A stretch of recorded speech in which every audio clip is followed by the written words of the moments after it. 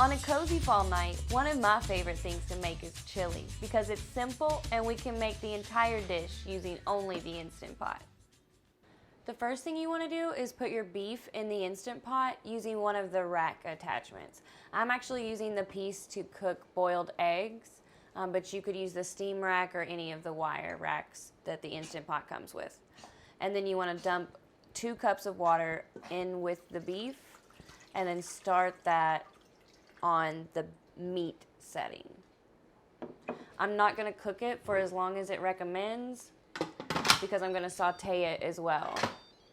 I really just want to defrost the beef here.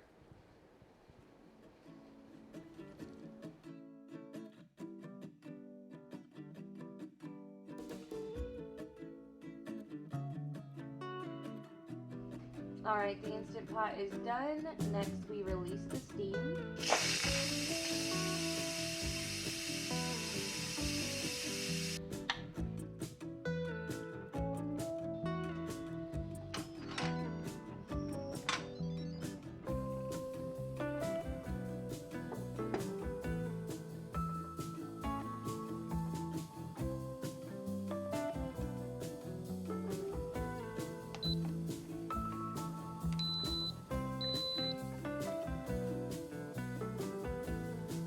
I like to use this when cooking ground meat because you can quickly mix and chop while you cook.